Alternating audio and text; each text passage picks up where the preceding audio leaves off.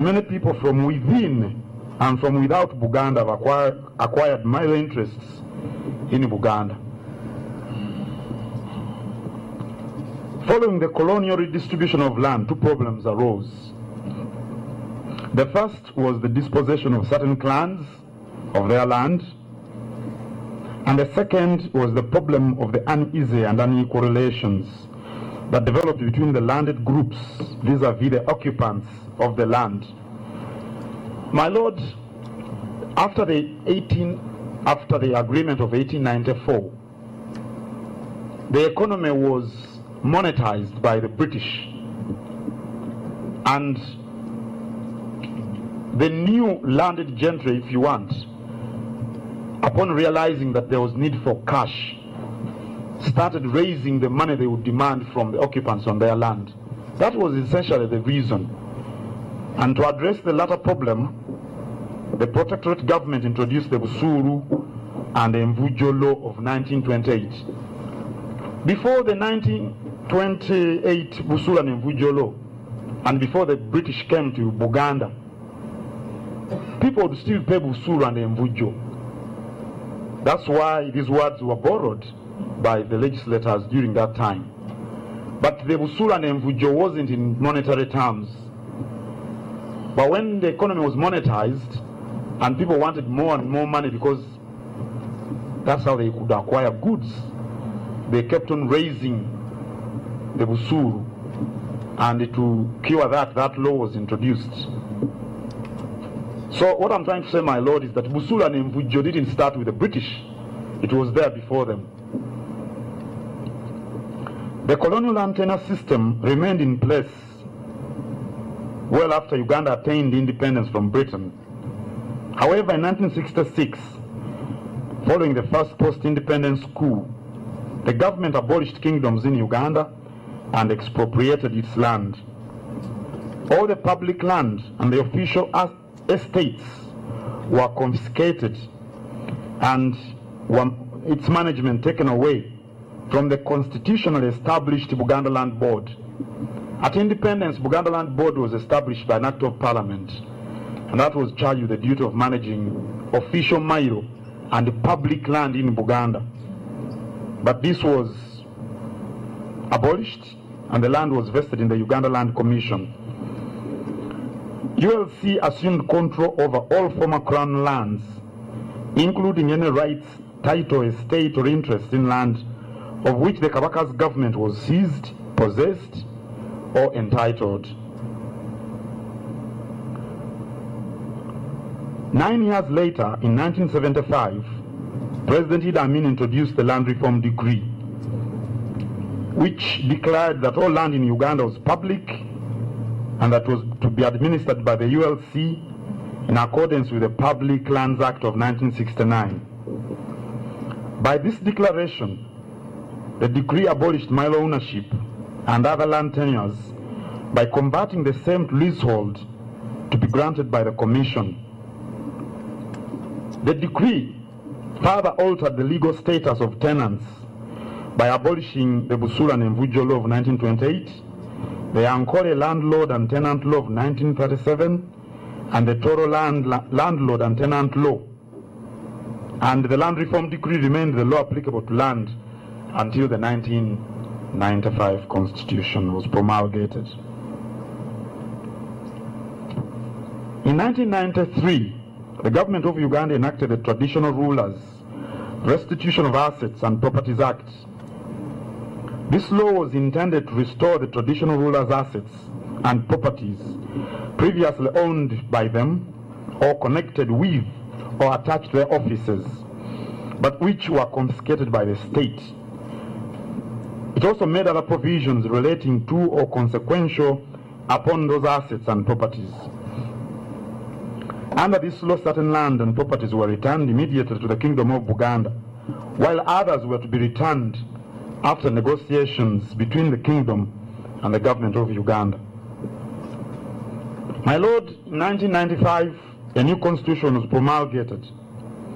Under Article 26 of this constitution, every person has a right to own property, either individually or in association with others. Under Article 246 of the same Constitution, the institution of traditional leader or cultural leader was clothed with corporate legality and granted the capacity to hold assets or property in trust for itself and the people concerned. The Constitution recognizes land to belong and vest in the citizens of Uganda in accordance with the land tenures of freehold, mailo, customary, and leasehold, all provided for under Article 237. In 1998, the Land Act was enacted to provide for, amend, and consolidate the law relating to tenure, ownership, and management of land. Section 2 of that Act, in the same spirit as Article 237 of the Constitution, vests land in the citizens of Uganda who hold it under land tenures of freehold, mailo, customary, and leasehold. The Land Act, under Section 3, recognizes tenants by occupancy and defines their rights. The 1998 Land Act was amended in 2010 to address the issue of forceful evictions of occupants from land and to enhance the security of occupancy of lawful and bona fide occupants on registered land. However, in spite of a public outcry from across the country, the government passed the law that it believed was to strengthen the bona fide occupants' rights, but which in fact only further strained the already tense relationship between registered landowners and occupants. The amendment maintained the nominal ground rent payable by the tenant by occupancy, and in spite of this law, the problem of forceful evictions has persisted. On August 1st, 2013, pursuant to the 1995 Constitution and Section 2 of the Traditional Rulers Restitution of Assets and Properties of 1993, an agreement was signed between President Yoweri Museveni and the Kabaka of Buganda. The agreement was aimed to return certain expropriated assets to the Kingdom of Buganda. My Lord, the above brief outline on the constitution and legal history and developments on land in Buganda forms the basis on which the Kingdom wishes to articulate its concerns on the land question in the country and prefers certain recommendations below. Allow me, my Lord, to talk about the proposal to fuse mailo and freehold land tenure into one. In its interim report to the President on the 15th of January 2018, the Commission recommended the reduction of current land tenures from 4 to perhaps 3, which include freehold, customary freehold, and leasehold. This recommendation was greeted by public outcry, particularly from individuals and institutions such as the Kingdom of Buganda, who hold mailo land titles. My Lord, when I read about the interim report, I came out and I said that we're going to oppose this. Although the press wrote that they should expect war. I didn't mention war. But I said we're going to outright oppose the recommendation. This recommendation was greeted by a public outcry, like I said. The outcry arose out of the fact that no known public demand had been made before the Commission for the abolition of the mailo land tenure.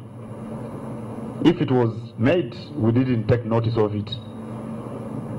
Also because no persuasive or justifiable reasons were tendered by the Commission to back up the recommendation on the abolition or fusing of mailo land.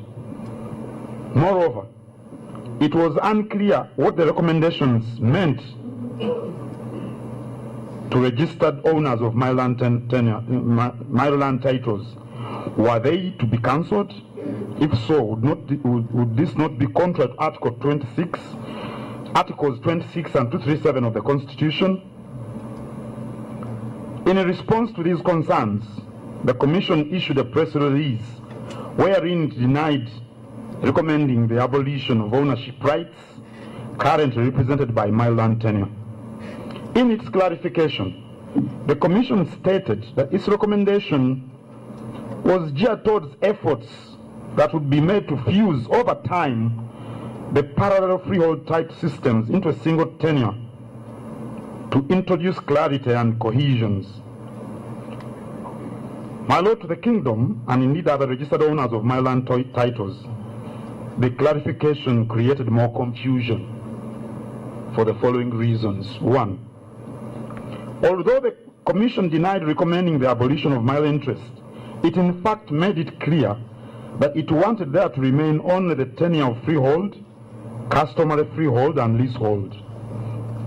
Milo tenure was to disappear and be somehow fused into these other three categories. The net effect of the Commission's clarification is the abolition of mile land tenure. The second reason, the concept of customary freehold was novel, completely new, and was unexplained, at least wasn't explained in the clarification.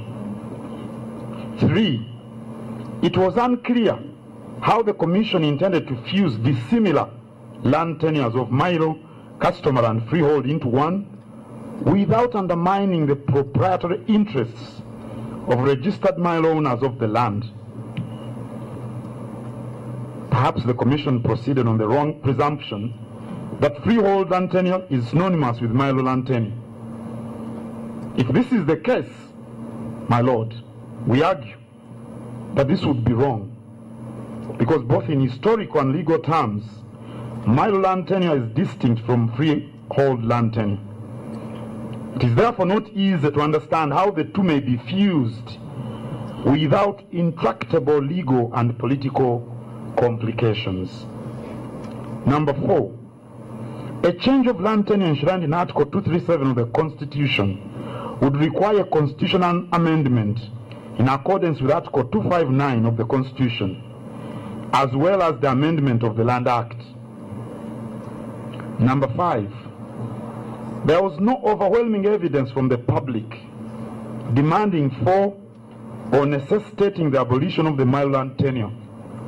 In fact, we believe the reverse is true, so it was unclear. The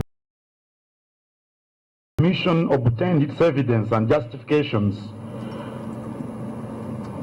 in recommending the abolition or the need to fuse land tenure in a manner that will do away with the mile land tenure. From the above reasons, the Kingdom of Buganda is apprehensive about the proposal to abolish the mile land tenure or to fuse it with other tenures into a single tenure. The Kingdom believes that the mile land tenure is uniquely part of Buganda's history and is now deeply ingrained in its culture, customs, and traditions. The mile land tenure is unique in a way it recognizes the interests of the registered proprietors and the interests of the occupants of land. Indeed, customary practices have developed that define the terms of ownership, usage, occupation, and inheritance of land under the mile land regime. It accords each party with the specific rights and interests that have been recognized over the years. My lord, it is difficult to imagine how these would be defined and understood in a fused tenure system. The unique character of the mile land tenure in Buganda may explain why, even after it was abolished by Idi Amin in 1975, the mile land division, the Ministry of Lands, remained, and mile land titles continued to be issued and held. In effect, mile land tenure was only abolished in name and not in fact, and certainly not in the minds of the people who held mile titles. It is sometimes wrongly argued that mile land tenure represents historical injustices of the land distribution under the 1900 agreement. This is wrong, my lord. And on this basis it is argued that the abolition of this tenure would somehow redress these historical injustices. But these arguments wrongly presume that mile land holdings today remain the same as they were in the early 20th century. The reality is different, even for someone who wants to believe that there was a historical injustice, which we don't subscribe to, by the way. Because the people who, like I said before, were issued titles under the agreement are the people who superintended land before the white man came here. But if somebody believes that that was a historical injustice, the reality is different, because as a result of conveyancing over the years, individuals and institutions, both within and outside Buganda, have acquired mile land titles outside the colonial location under the 1900 agreement, because there were only about 1,000 chiefs who were allocated titles under the 1900 agreement. Now Uganda has close to 1 million titles. About 800,000 of those are in Buganda. And the 800,000 are not the original locatees under the 1900 agreement. Statistics available in the land registry show that the historical beneficiaries of land under the 1900 agreement have long ceased to hold the land in question through succession, onward sales and transfers, and other land grants. Today, a lot of my land is owned or occupied by Nani-Baganda within Buganda, and they hold it peacefully. It is important to point out that as of today, the only entity that retains land as was allocated under the 1900 agreement is the institution of the Kabaka, who still holds the 350 square miles, and the other official mailo estates for the Katikkiro, the Namasole, Omulamuzi and Omwanika, and the Sazas, the counties. And this land, in any case, is occupied by a variety of people, including a lot of Nani-Baganda. This being the case, my lord, it would be the institution of the Kabaka that would be most adversely affected by a proposal to either abolish Maryland tenure or somehow fuse Maryland tenure with other tenures. This reality explains the kingdom's fears and the general fears within the ordinary people that the proposed removal of Maryland tenure is targeting the Kabaka of Buganda. There is that fear, my lord, like I said at the beginning, within the minds of ordinary people, and of course within us, that the proposal is aimed at the Kabaka of Buganda, because he's the only original locatee under the 1900 agreement who still holds titles. Others have changed hands thousands of times. It is also claimed that Maryland tenure is responsible for the lack of proper planning and zoning of developments in peri-urban and urban centers. However, such claims cannot be justified.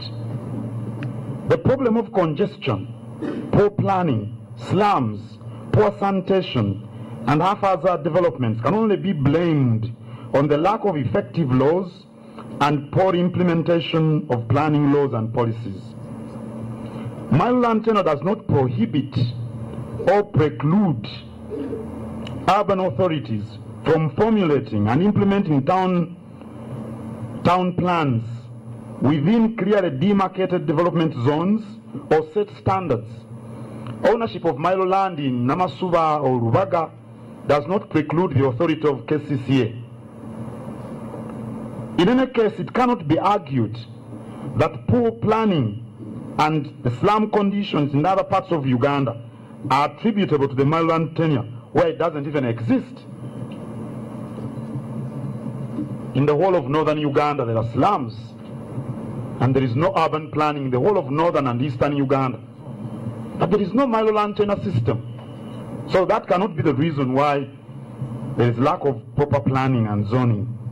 For these reasons, it is doubtful that the fusion of land tenures will miraculously result in proper planning of urban areas absent of effective laws and policies, as well as effective and deliberate implementation mechanisms by urban and town authorities. My Lord, we have witnessed in the heart of Kampala here, where KCC has tried to evict people who have built on road reserves or they've built on sewage systems, and powerful people have come to back up the people who are in breach of the law. This has nothing to do with the mailo tenure system.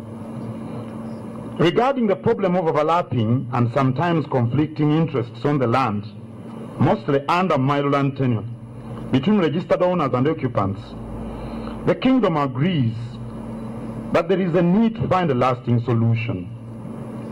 We believe that one of the main causes of rampant and wanton evictions of occupants of land is the paralysis that arises out of the duplicity of ownership by registered proprietors and tenants, bona fide or lawful occupants on land. We consider that the solution to this problem lies not in the abolition of mailo land tenure or the fusion of tenures, but in the delayering of ownership of land, as well as the provision of leasehold certificates of title to the landless groups occupying or using registered land. This category of people need to be liberated once and for all. The protections under the current law for bona fide occupants, bibanja holders, or lawful occupants of land, such as the payment on nominal ground rent and prohibitions of evictions without court orders, have not provided sufficient security of tenure to these categories. My Lord, the benefits of a Chapa Mungaro policy, which allows occupants on Kabaka's land to acquire leasehold land titles at a reasonable cost and on favorable terms, are available for all to see. Under the Chapa Mungaro scheme, individuals who are formal unregistered Bibanja owners or occupants have obtained land titles and a subsidized fee arrangement, and this is done without discrimination of any sort. All categories of occupants have been given a chance to regularize their occupancy on land and to obtain leases. And as we all know, my Lord, a certificate of title is conclusive ownership of land. So somebody who is sitting on a chibanja without any registered interest cannot equal to someone with a leasehold title. Based on the successes of the Chapa Mungaro scheme, we invite the government to utilize the land fund to help unregistered occupants on land to acquire leasehold land titles on a willing seller, willing buyer basis. If someone has a square mile of land with 500 Bibanja owners, the government can assist those Bibanja holders to get leases from the registered owner or outright purchases, whichever can be agreed upon between the parties. We consider that if well managed and funded, the idea of the land fund under Section 41 of the Land Act would solve the problem rather quickly. Section 41 envisages a land fund that gives loans to tenants by occupancy to enable them to acquire registrable interest on land, or to enable the government to purchase or acquire registered land, to enable tenants by occupancy to acquire registrable interest on land. We believe this is where the government should focus its energies, provided always that the land fund is used in a transparent and in a non-discriminative way against one group in favor of another. The land fund should be used to address problems of tenants by occupancy wherever they exist across the country. It should also be used on the basis of a willing seller, willing buyer, as well as the principles of fair and prompt compensation pursuant to Section 41(6) of the Land Act. Lastly, and perhaps more importantly, to the Kingdom of Buganda, the fact that much of Buganda's land was expropriated and managed without accountability by the government from 1967, and the fact that land has not been fully returned to the Kingdom and is managed by government agencies, and that much of this land has been converted from leasehold or mailo land tenure to freehold by the ULC and district land boards. This renders the proposal to fuse land tenures even more suspect and tenuous in the eyes of the Kingdom of Buganda. Why should violent expropriation of the Buganda Kingdom's land by government be perpetuated and defended when all other victims of expropriation had their property returned to them or were duly compensated? It is for these reasons, my Lord, that the Kingdom of Buganda is strongly opposed to the idea of abolition of mild land tenure or fusion of tenure systems as suggested by the Commission in its interim report, or at all. The Commission needs to dispel public fears that its work is not targeting land tenure system in Buganda. The Commission needs to dispel public fears that its work is targeting land tenure in Buganda, my Lord. There are proposals for a new regime for compulsory acquisition of land, which we also are very apprehensive about.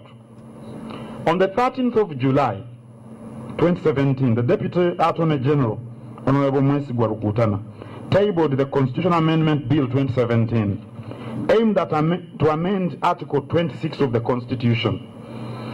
On 18th July of the same year, the Honorable Betty Amonji, the Minister responsible for lands, issued a ministerial statement on the proposed bill. According to the Honorable Amonji, the bill aims to change the law so that once there is a dispute on the value of land that government wishes to acquire compulsorily, it may deposit the money in court and compensate the owner only after the court has resolved the dispute.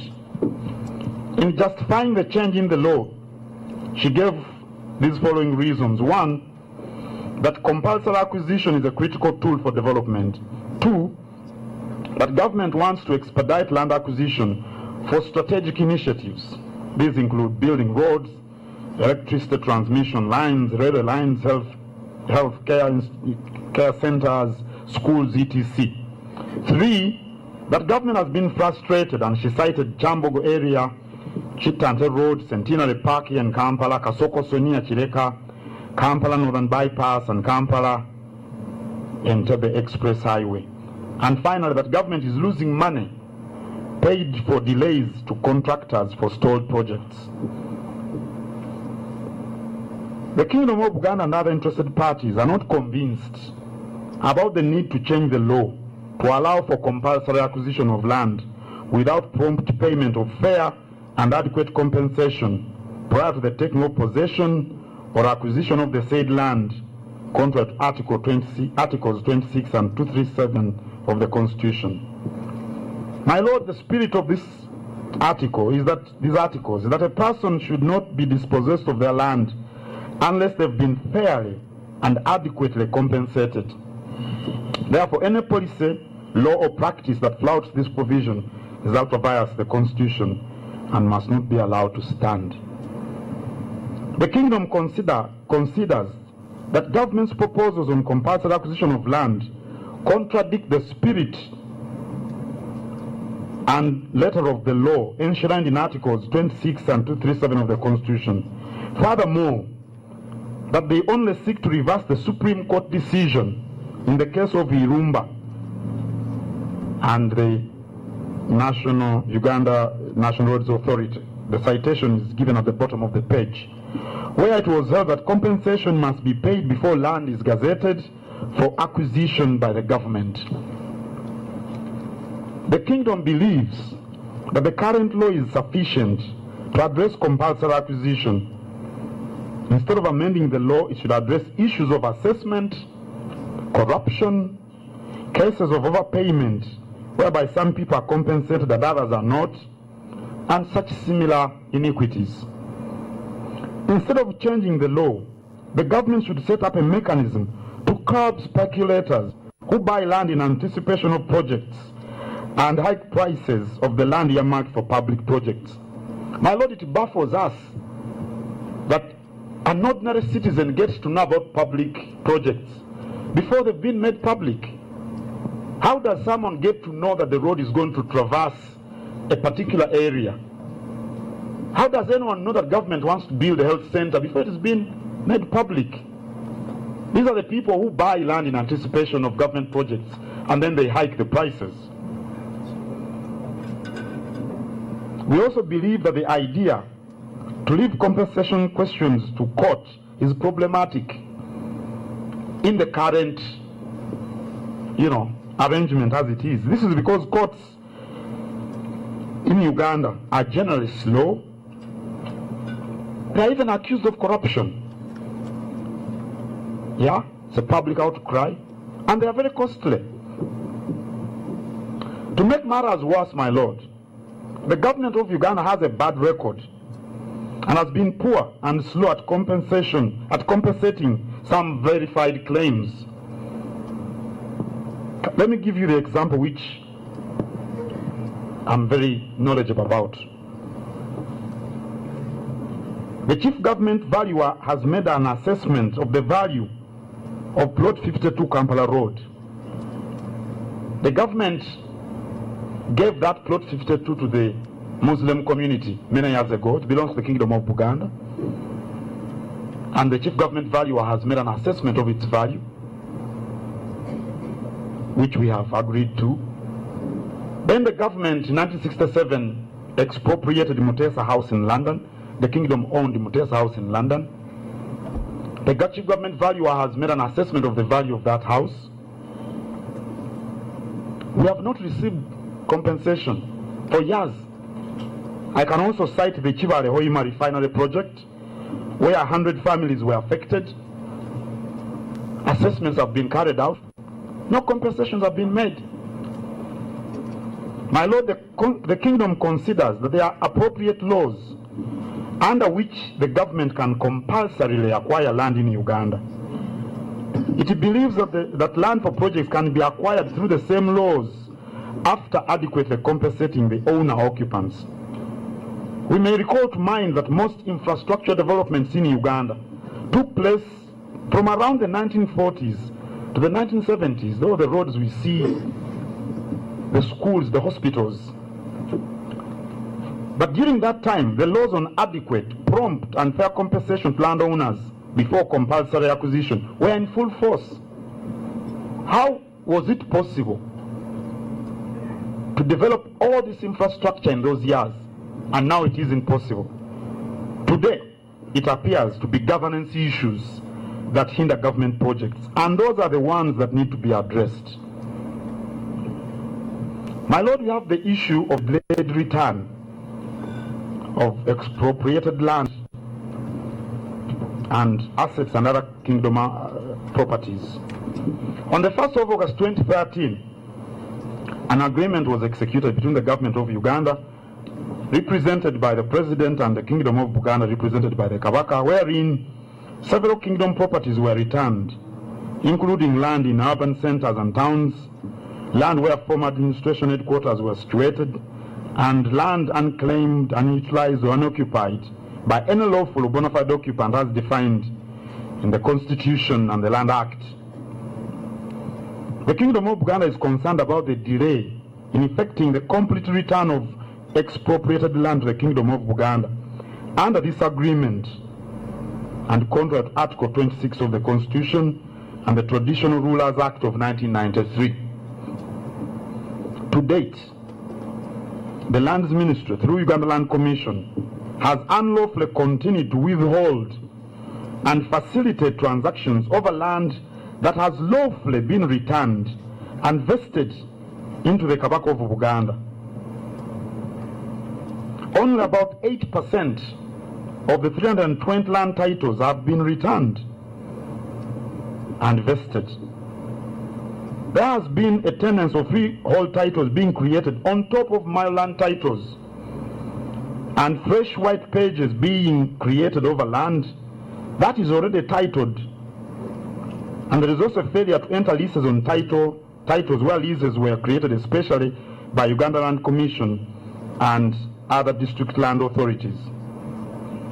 The case in point here I can cite is the official mailo in Buvuma and Busabala, where freehold titles and leases have been created in total disregard of existing interests. The ULC and district land boards, without due regard to process, without regard to due process and the law, have continued to issue freehold and leasehold land titles over land that was returned to the Kingdom of Buganda. The land registry has also continued to allow transactions over known Buganda properties without lawful consent from the Kabaka of Buganda. The ULC still collects ground rent from leases over properties that were returned to the Kingdom. On top of that, my Lord, ULC continues to hold on to 280 certificates of title that were returned to the Kabaka of Buganda. I can cite Block 255, Plot 98 and 97. That was leased to KCCA under LRV 69 folio 13 by ULC. Yet the same land was returned and belongs to the Kabaka of Buganda. It was recommended by the then Attorney General, the Honorable Fred Ruhindi, who is a member of this commission, for cancellation of that title, but no steps have been taken to rectify this defect. In the year 2015, the Kingdom handed over 20 land titles to the Commission of Land Registration for vesting into the Kabaka of Buganda, but the titles have neither been vested nor returned to us as of today. And the Kingdom is still stuck with 300 titles in the names of ULC, yet to be vested in the names of the Kabaka of Buganda. This has led to multiple titling. We recommend that the government addresses this problem before it becomes a crisis. My Lord, there is the need, according to the Kingdom of Buganda, to reform some land laws, in particular the Land Act of 1998 as amended. The Kingdom of Buganda considers that there is an urgent need to reform the land laws in Uganda, especially those that perpetuate unfairness between registered landowners, tenants and other occupants on land, to improve land management and administration, as well as introduce effective and quick dispute resolution mechanisms across the country. The Kingdom of Buganda has previously made recommendations on the 1998 Land Act. There was a memorandum to Parliament in April 2008. In particular, it has argued that the Land Act has not fully and properly implemented,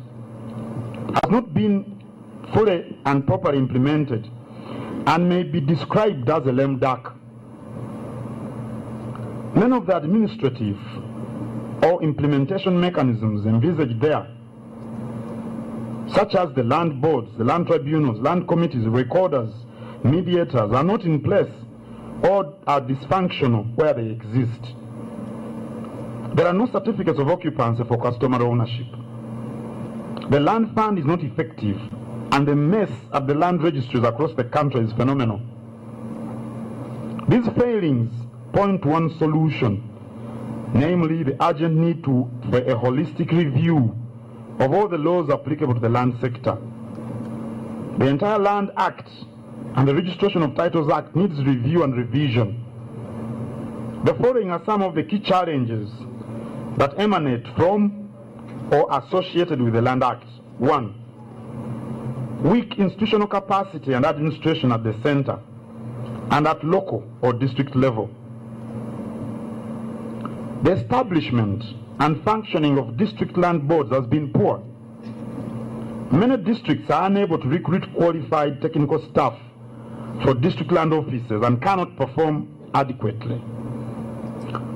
A district land office is required to have professional staff, including a land officer, a surveyor, a registrar of titles, a valuer, and a physical planner, among others. Very few districts have functional district land boards. Very few meet this requirement. Number 2, lack of public awareness on the Land Act for the majority of the population. We need to have sensitization programs carried out consciously for purposes of enabling the public understand the Land Act in the languages people understand. Number 3, there is lack of effective dispute resolution mechanisms under the Land Act. Jurisdiction on disputes over land was moved from local council and magistrates' courts to a system of land tribunals. This was later reversed. Today, the courts handle land disputes, but they are slow and compromised in some instances. Until these tribunals are introduced, there remains a serious bottleneck in the resolution of disputes in the land sector. Number 4, absence of a comprehensive and accepted national land policy. And number 5, a need for better coordination of various line ministries and departments involved with land, environment, forests, and other natural resources, and agriculture. My Lord, we need to cite other factors that affect the land sector. Besides the above, we feel that the following problems are responsible for the crisis in the land sector, and that unless they are addressed, the crisis will persist. These factors are: 1, weaknesses in institutions relevant to the law and order sector, as well as the land sector in general. These institutions include the Ministry of Lands, the District Land Boards, the Uganda Police Force, the Directorate of Public Prosecutions. My Lord, every person you come across who has had a land issue has something or two to say about the police force. How they failed to carry out investigations, how they sided with the rich and powerful, how they were on the side of the politically connected. Everyone you come across has a story to tell about the land registries all over the country. Because of these institutional weaknesses inherent in these bodies, there are delays and frustration in the investigation and prosecution of land-related crimes in a timely and judicious manner. My Lord, many people have land cases in courts stretching to 10 years. Everyone has a dispute, is fully aware of this, all over the country. 2, there is corruption in government institutions with responsibility over land. 3, there is a compromised, slow, and sometimes unfair judicial process in the resolution of land disputes. 4, there is increased pressure on land resulting from an increased population and demand for land. My Lord, unless the productivity of land is enhanced through direct government policy, the number of people continues to rise, and a village of 100 people was probably a village of 10 people 5 years ago, but the land is the same, and the land gets, overutilized and can't yield the food to sustain the population. So government must come out and efforts to nourish the land so that the people can use the same land even if they're increased in number. Number 5, undue politicization and the creation of multiple layers of authority within the government structures that often interfere and cause confusion within land administration. Land matters are concurrently handled by officials in the President's office, the police, the district resident commissioners, the RDCs, I think they're called RDCs, the Uganda Land Commission, district land boards, district chairpersons, the Ministry of Lands, and the courts.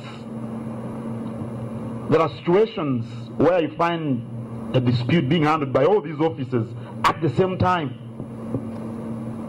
There is no doubt that the multiplicity of centers that handle land matters and disputes has contributed greatly to the crisis within Uganda's land sector. Number 6, lack of a comprehensive and consultative process aimed at land reform. Land laws are often passed in a piecemeal manner without due consultations of all stakeholders. The Land Act and all amendments thereof are a case in point. Because of this, there is apathy and resistance to comply with laws that are regarded as unfair or discriminatory. As we come to the end of our memorandum, my Lord, we have recommendations.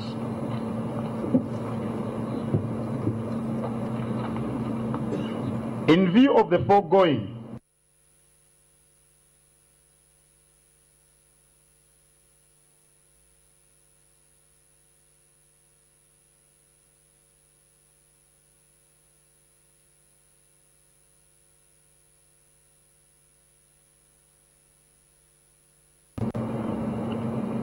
that the government should capitalize and use the land fund to liberate landless groups and remove the duplicity of ownership on Mailo land. We thus support the Commission's recommendation that the land fund be purposefully capitalized and restructured to work effectively. We add that the fund should be utilized in a transparent and in an undiscriminative manner. It should also be used on the basis of a willing seller, willing buyer, as well as on the principles of fair and prompt compensation pursuant to Section 41(6) of the Land Act. 3. The government should drop the proposed amendment on compulsory acquisition of individually owned land before adequate compensation to facilitate government projects. We support the idea for the establishment of a special land tribunal for the quick determination of disputes arising from valuation of projects that affect individuals. Such a court or tribunal may be tasked by law to complete its work within a short period of time, a prescribed period of time. Number 4, that the government expedites the complete return of expropriated land to the Kingdom of Buganda, pursuant to Article 26 of the Constitution, the Traditional Rulers Restitution of Assets and Properties Act of 1993, and the agreement on the return of certain assets between the government of Uganda and the Kabaka of Buganda in 2013.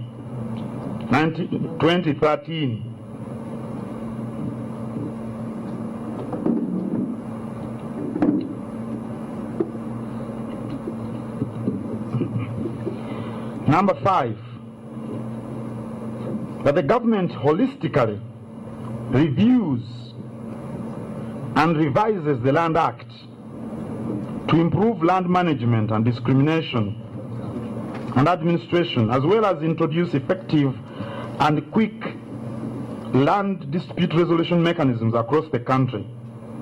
In this connection, we support the Commission's interim recommendation that the district land tribunals should be re-established as a full-time dispute resolution mechanism with expanded membership.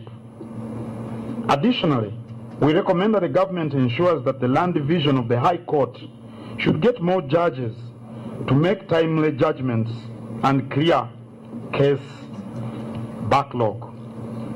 Number 6, that the government addresses the factors we have outlined above that contribute greatly to the crisis within Uganda's land sector. There are 6, my lord. The ineffectiveness of the police. 2, the courts.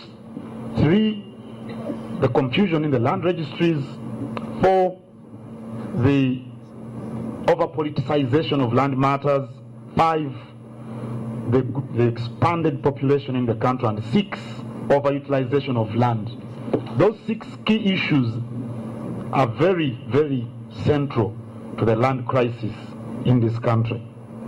And finally, we recommend that a federal system of government be reinstated so that each area in Uganda can manage, control, protect, and promote the planned utilization of its land in a manner that is consistent with its peculiarities and development aspirations. My Lord, I thank you very much for the invitation. Thank you very much for the work you do, and specifically for the time you've given us to present our memorandum to the Commission on matters related to land in our country. Thank you so much.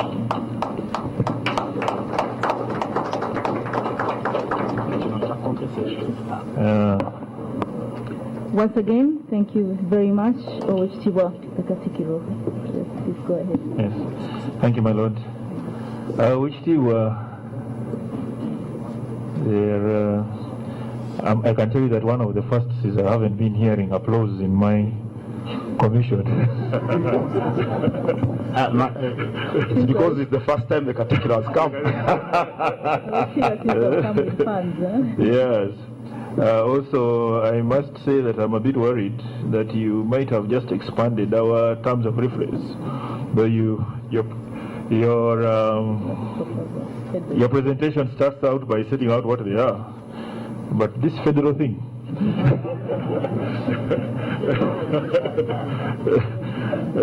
Might take us into territory. Right. Thank you very much for the paper. And maybe it's quite detailed, it's quite comprehensive. We really thank you. I think it has a lot to learn from. And it's difficult for me to do justice by discussing it after such a short reading and listening to you. But I'm interested by one aspect of the history of land in the Kingdom of Buganda. And I don't know whether you'd agree with me that yes, Milo is unique to Buganda. Yes, you could say Milo is traditional to Buganda in a sense. But when I was listening to you, I got the impression that actually rights of occupation are even more traditional. That the Chibanja is even more traditional to Buganda. I don't know how long the Kingdom of Buganda has been in existence. Well, approximately 800, 900 years. Yes. I suppose there was always land in Buganda, and therefore your traditional system, which had no registrable interests, would go that. Would I be correct maybe in saying that maybe Milo is as old as colonialism, and Chibanja is as old as Buganda itself? You're right. Yeah. So these are maybe some of the issues that we find ourselves grappling with. What I can tell you that as far as I know, I've read the recommendations many times. I've never seen a recommendation to abolish Milo, though the impression seems to have persisted. So maybe we are glad that we have you here, so that maybe that gets on record. But I noticed that in your recommendation, you said don't abolish Milo, which I think there's no real danger of. But then you also said do not consider any fusion of tenures.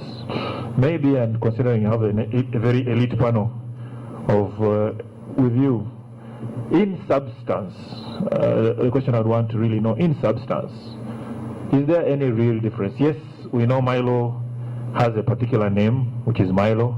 Yes, we know it is in Buganda and I think Toro and Bunyoro at the moment now, because of the history of Bunyoro and Buganda. There is Milo in Bunyoro. In substance, is it really not just a freehold?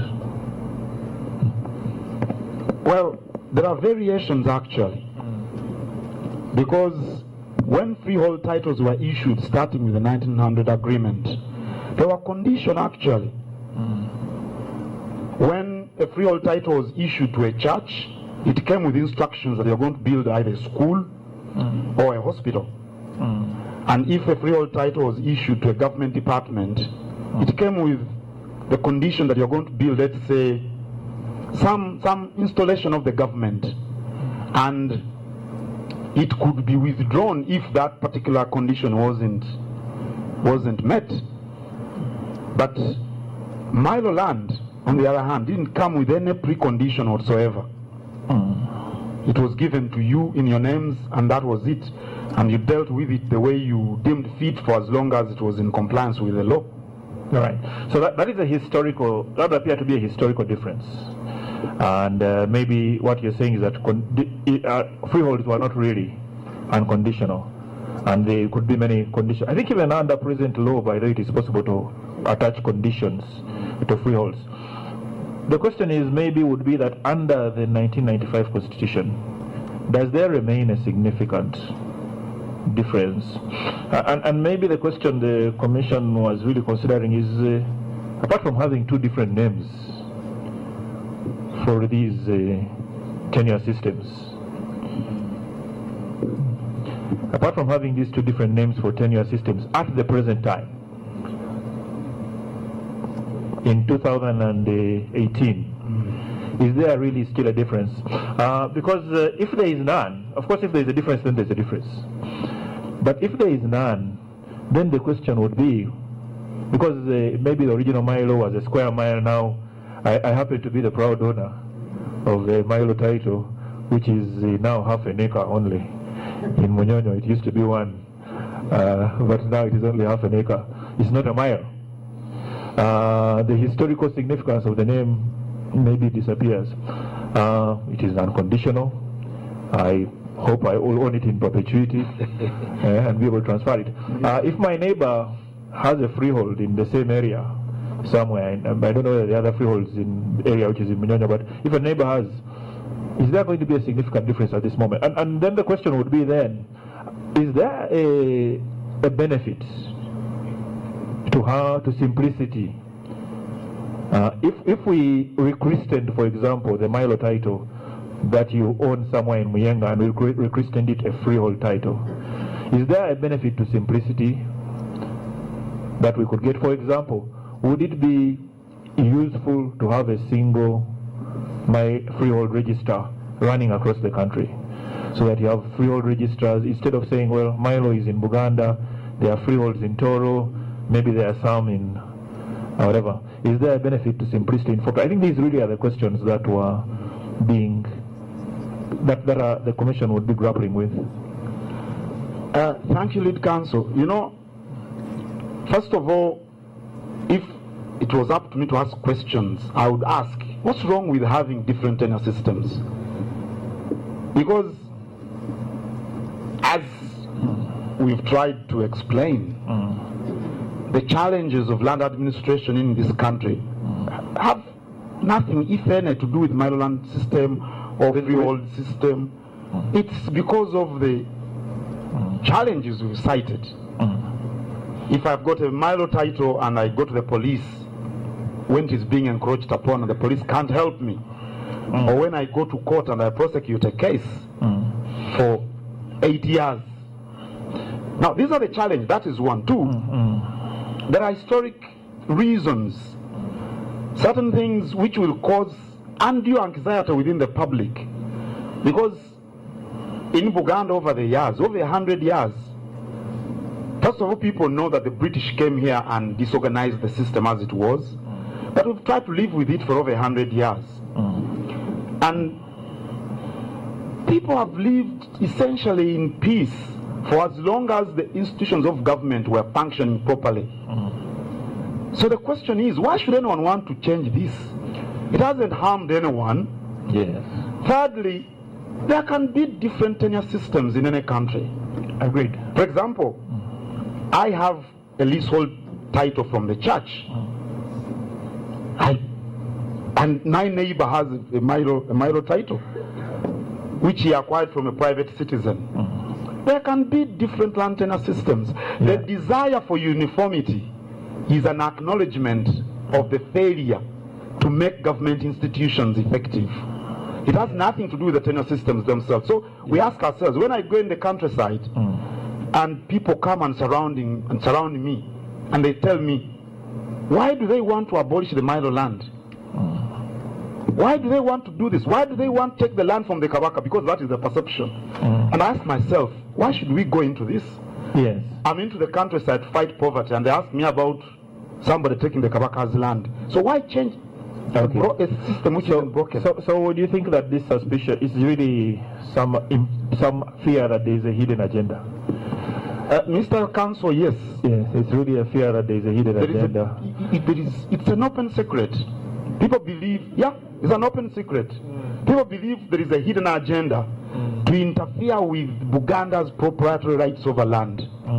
And people tell me, but of course I know all of you as decent people, eminent professionals, you know, but the public out there believe that the work of this commission is to disenfranchise the Kabaka and the official estates and all these things.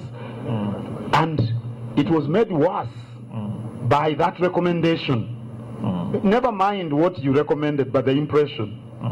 Because like they say, if it looks like a duck, maybe it's a duck. If it sounds like fusion of mailo with something else or abolition of mailo, then it must be a recommendation, but effect, at least that's the general perception. Okay. Maybe I would ask you a question. Supposing we called all the freehold Milo, would that make any? Would that still be regarded with suspicion? My lord, I wouldn't encourage you to do that. I wouldn't encourage you to do that at all. Okay. Let people who have freehold titles remain with freehold titles. Yeah. Let everyone with Milo remain with Milo. But let's encourage everyone who is occupying land without title, be it lease, freehold or Milo, to acquire one. Okay. So I take your point. Maybe let's go to the more fundamental question, because I don't think the Milo titles are in danger, but there is a serious question that affects Milo land, and these are occupancy rights. These are occupancy rights, and my own personal experience of it has been that whereas for a while there was some balance and there was some the first Milo landlords, the first Milo owners, seem to have coexisted quite peacefully and happily, but we seem to be encountering a new breed of owner. The new, I don't know whether this is the second generation, a third generation owner. This new owner,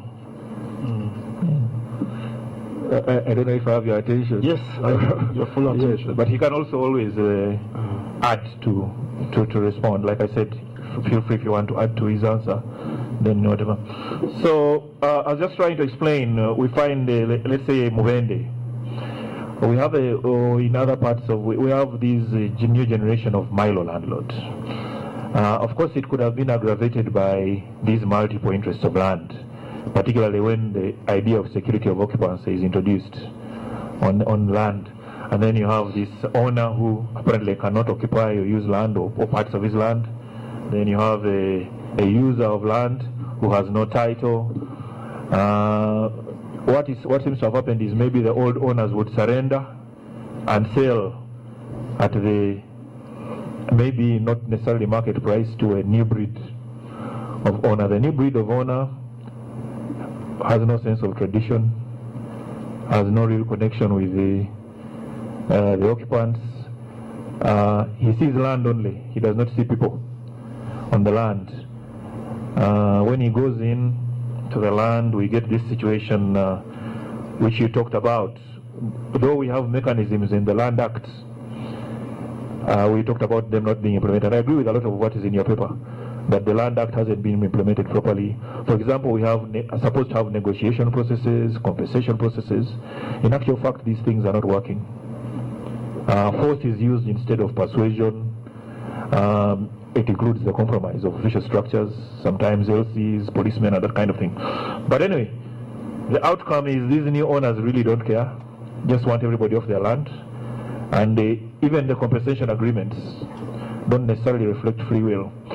But the other outcome is that we have this new mass of landless people being created, displaced. Literally, in a place where there is no state of war, we have people living in displaced camps. They have been moved and they are whatever. So it's a very serious situation, indeed, that we are grappling with regarding that. So it brings us to this question of multiple interests. What do we do? How do we resolve this? We hear a lot that everything works very well, but in truth it's not working well. Well, my lord, the real problem started in 1975 with the Land Reform Decree, which abolished the Busulu and Mvujo law. Because the Busulu and Mvujo law effectively governed the relationship between the Chibanja owner and the registered owner. And if you wanted to deal with the Chibanja owner, the provisions were very clear about the steps you had to take. Now the Land Reform Decree authorized the registered proprietor to evict a Chibanja owner upon giving a 6 months notice. Now that was the first danger that we encountered. And the 1995 Constitution and the 1998 Land Act didn't help, because we argued a lot as the Kingdom of Buganda for the reintroduction of the Busura and Mvujo law, but it wasn't successful. And now the 1998 Act grants an occupant of land vague rights which he cannot describe, which he cannot rely upon to promote his social and economic well-being. Of course, like we said, there are certificates of occupancy were never issued. No financial institution accepted them anyway. Then the landowner was prohibited from getting commercial rates from the registered, from the occupant. For example, if someone has a chibanja in Ruvaga and another has a chibanja in Masaka, each was supposed to give busuru of 1,000 shillings. It was nominal. Now, when you couple that with the rule of law issues, the governance issues I talked about, somebody who has a square mile with 300 occupants, from whom he gets nothing, never mind that the Chibanja owner could be having 5 acres of coffee, and he's getting probably 20 million shillings a year, and then he gives the registered proprietor 1,000 shillings. So I go and get a man with a gun, and I tell him I've got a mailo title. I sell it to you. You can deal with these people. And the new owner comes with the guns and kicks out the occupants. And the occupants run to the police station for help. And they can't be helped. They go to court, they can't be helped. They go to the land office, they can't be helped. So, my Lord, it's a question of the rule of law, first and foremost. Government must ensure that the rule of law and all its concepts apply fairly and equally throughout the country. The government institutions must be armed to execute their roles. The police, the courts, the land registries. If that were done, it would be very easy to deal with the new set of landowners. So, if the RDCs, for example, flout court orders, people have gone to court has issued orders. When they go to implement them, the RDCs stop them. The other day it was the minister from government for security, here in Kampala, at a place called, I think, Panamera. Bailiffs came with a court order, and the minister came in broad daylight and stopped the police from carrying out a lawful court order. Now, these are the issues, my Lord, that need to be addressed. And until they are addressed, whatever else that we shall do shall not resolve the land crisis. Right. I take your point. Sorry. Do you have another microphone?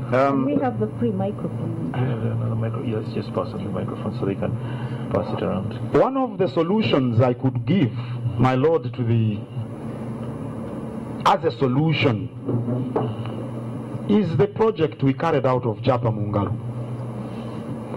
You are in Kapeka, you've got a 5-acre piece of land which is unregistered, with a permanent house, with coffee garden and banana shamba. We encourage you to come forward and we give you a certificate of title. It has clearly marked boundaries. We issued you that certificate of title with a print showing the Yochibanja and the road leading to Yochibanja.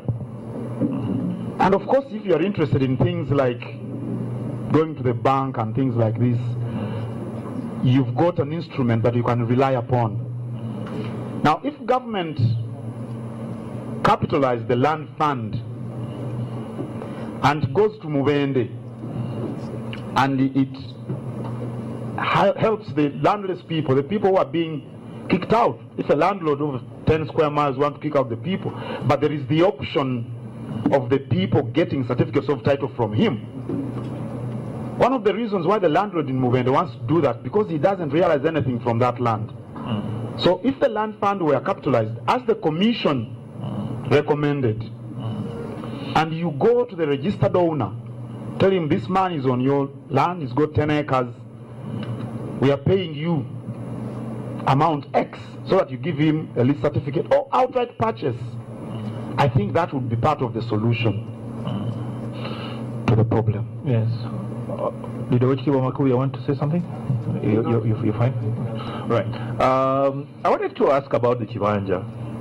At one time, I think it's also HT Peter Mulira, but anyway, Mr. Peter Mulira suggested to us that Chibanja should have a size. Although I'm not sure whether anybody has been able to verify that in terms of legal instrument or whatever, that a Chibanja should have a size. And it's one of the intriguing things, and I don't know whether you can shed any light. Because we've seen very large Chibanjas in the process of hearing evidence in this commission. Actually, there it seems to be one size. Sometimes somebody comes and says, mine is 30 acres, the other comes and says, and sometimes the title and the Chibanja seem to be synonymous in size.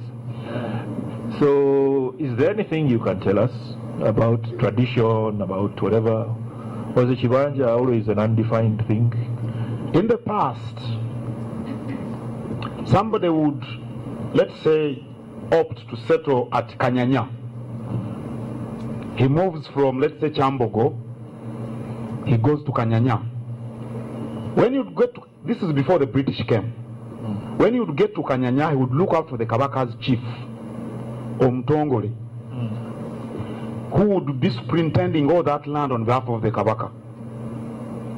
And then the Omtongole would allow him to settle in that particular area where the new settler wants to settle. It was essentially for sustenance, because life was subsistence. You grow your food, you build your house, and you live happily with your neighbors. But they would mark the Chibanja with a tree called Omulamula or Olwanyi. People still use Olwanyi today, even with registered land, to mark where they, to place them at the mark stones, because it grows and is not affected by dry seasons or even fire. So even in the past, people would use Omulamula to mark where a Chibanja stops. But it was normally, everyone had almost the same size, because people would settle in a Chibanja, maybe because the area is fertile and it was for subsistence. And while the Busulu and Mvujolo subsisted, you would pay some monetary value representing the proceeds you get from this Chibanja. And it would be no problem if one had a Chibanja for 5 acres, because that one would be paying a bigger Busulu than one who has 5 acres. Now when it was scraped, that's when these problems started. And when you said that a Chibanja owner has almost equal rights like the registered owner, every time a registered owner approaches a Chibanja owner, they say, all this is my Chibanja.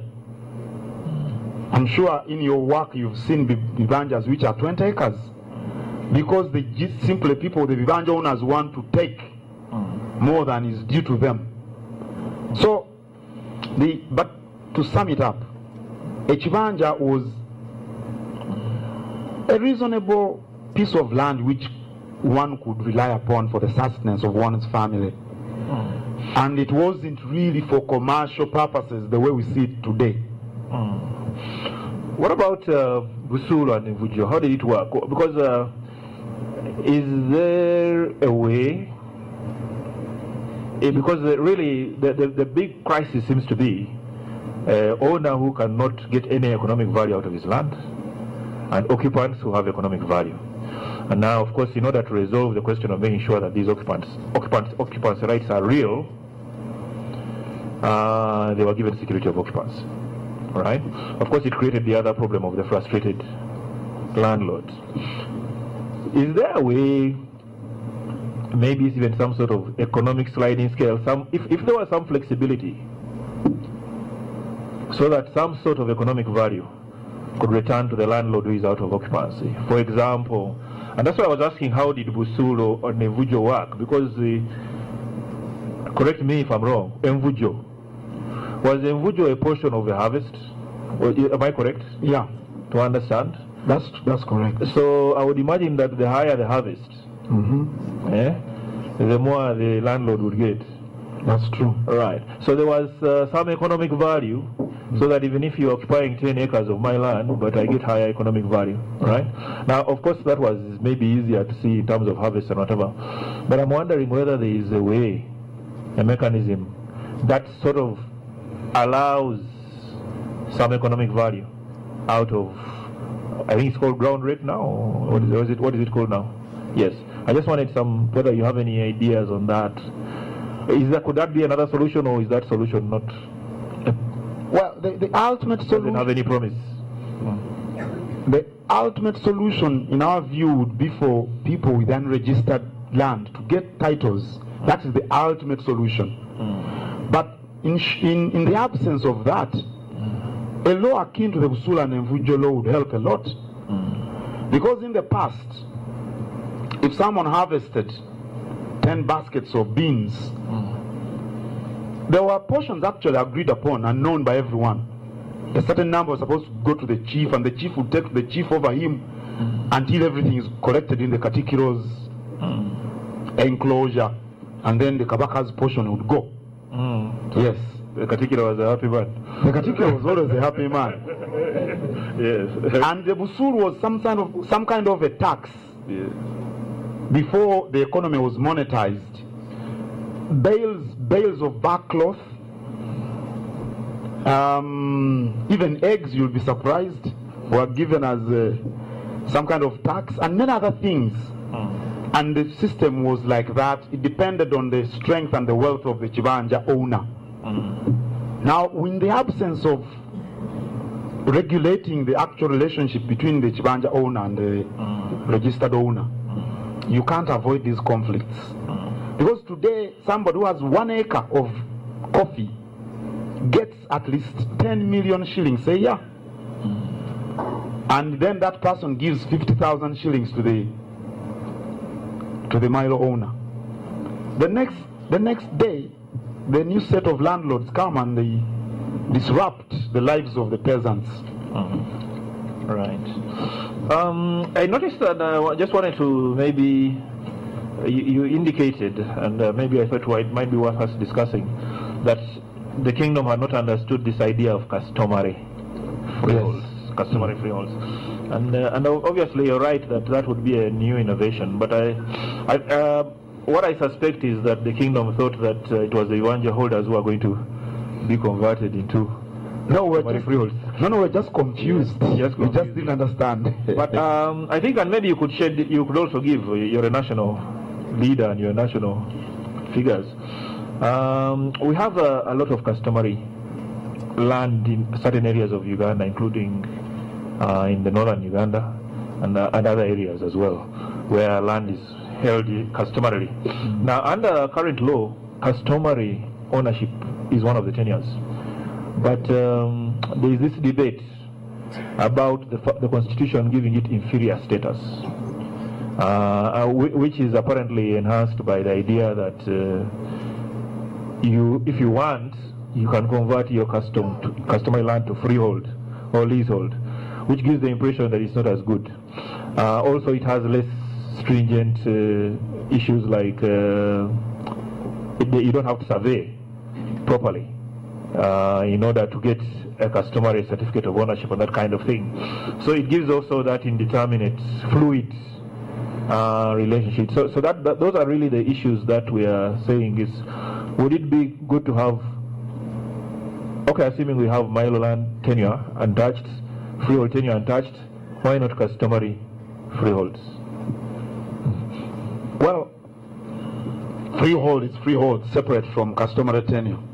But like we said in our last recommendation, if, for example, you went to Acholi, where essentially it is customary land tenure system, Let the people of Acholi deal with that.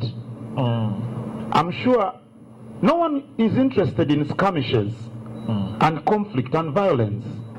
Yes. And it is not true that there is a community in this country which doesn't want development. It's not true. Because in Acholi, for example, there are institutions that were built on customarily held land. But the people of Acholi were given the chance themselves to agree that this project that is being brought here can sit in this place. So the people of Acholi will find a way, if they think that they should rise from customary holding system to titled, in the goodness of time they will do it on their own. I believe they can ably resolve the issue. The fear that because some people have mailo and others have customary and others have freehold, therefore we must introduce a uniform system, is causing more problems than it is solving. That's why if the people of Acholi were given the mandate to deal with the land issues within Acholi, still people want to grow sugar cane and manufacture sugar, we find land. But within the peculiarities that are bound in Acholi. So it is dangerous for us, you've defined us as national leaders, to tell the people of Acholi, you do not know that we are bringing you development, you must free this land. No. It causes problems. So you must let the people of Acholi agree that they need the investment. They know they need it and they understand it. Yes, you see, well, that's exactly the point. We are, for example, a National Commission of Inquiry. And but you see, this is it. We must build a nation at some point. I know it would be good to always have the Kingdom of Buganda, the historical kingdom, as a component. You talked about federal, maybe that one day that will happen, or maybe it will remain the way it is. But at the same time, we are a National Commission of Inquiry. We are trying to not to have apartheid. You remember the apartheid apparently was supposed to mean separate development or separate growth, this time for races. But we're trying to find situations where we all contribute, we all think about it. So we're saying, look, we can't leave it to the Acholi because that's not the only place where there's customary tenure. But what I was really trying to explain to you was that it was not, and it should not be misunderstood, as having intended to convert kibanjas into bibanjas, let's say on Milo, where there's already a registered freehold type of title, like a Milo title, and then create another one on top of it, or replace it. No, that was not what the intention. But the idea is, can we elevate the certificate of customary ownership that exists currently in the law? Can we take it to a point where you can register, instead of registering a certificate of customary ownership, you can register a freehold, whether as a community or as individual? I think, Mr. My Lord, that would be a positive development. Actually, currently, I think there is a pilot project funded by the World Bank and the German Development Agency, trying to title land in, I think they started with Busoga and Bukedi, some areas. I think there is that project. I don't think there is anything wrong at all with that. I think it would be good for the country, for as long as the people concerned are part of the process. If I went to Acholi and I tell them, you are occupying this Chibanja, it is 5 acres, we could convert this into a freehold or whatever tenure system, and it would be better for you. The boundaries would be defined. You can bequeath it to your children and all these things. For as long as the people concerned are part of the process and it is transparent, I think it would be a useful development. In any case, we cannot have agriculture as the backbone of Uganda's economy when people have fluid and uncertain, parcels of land. But the way we move from the position of having fluid and undefinable land interests to a registered one must be done together with the people concerned. Yes, I agree with you entirely. You talked about compulsory acquisition. Of course, I looked quickly through the 18 interim recommendations to see what we had done. But it wasn't from that wasn't from your recommendations. Incidentally, I would say, how would you rate? I see out of 18, your entire paper is on recommendation number 4. So I would say you must have got a very high pass mark, even from the Kingdom of Buganda. But going back to compulsory acquisition. Compulsory acquisition, obviously, the debate is going on. There's even been debate in Parliament. I see what you're saying. Without reducing the present constitutional standard, which everybody seems to be happy, you're happy with it at least, and whatever. The fact is we still have a practical problem that projects are delayed, that the costs of projects are inflated by massive compensation costs. That the big cost of infrastructure projects is compensation, and because it seems to be that one stubborn individual can basically set their price, so it ceases to be even just a market price. It is the price really, or you could call it a hostage price. A person can hold the project hostage, sets this price. We have heard of rocks that have created major issues and things like that. So what would be the solution? Would a special compensation court, for example, would a special compensation court that deals with nothing but infrastructure, a tribunal maybe, that deals with nothing but infrastructure projects and compensation, resolves them quickly? Because really I think my understanding is that the frustration is with projects failing to proceed because of compensation issues. And every time a project is delayed, it's not only delay, it's also cost. Because then the contractor says, well, I can't proceed, my machines have been idle and that kind of thing. So either way you're paying. We are paying dearly for this compensation. The ideal solution would be to tackle governance issues, the ideal solution. But we do understand that tackling governance issues is not a matter of day or even month. It's a process, yet projects must carry on as well. That's why we recommend that a special court entirely dedicated to, adjudicating these disputes concerning the value should be set up with a clear mandate, including the appeal process, as when it should dispose of the case. For example, if I say my land is worth 100 million and the government valuer says it is worth 10 million, the appeal process the hearing and the appeal process shouldn't exceed 3-4 months. And then the courts determine and everybody's side has been heard so that the projects don't stall. What we are opposed to is, in the current circumstances, to deposit money with the court. As I talked to the commission, the Kingdom of Buganda is affected by court processes where for months and years people have taken us to court over land claims for all the reasons I've cited and others I've left out. The cases haven't been disposed of. The government is affected, we are affected.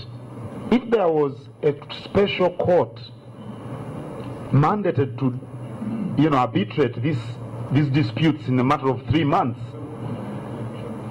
we have the example of election petitions. There is a time frame within which you must bring your claim, and there is a time frame within which the court must have disposed of the case, including the appeal process.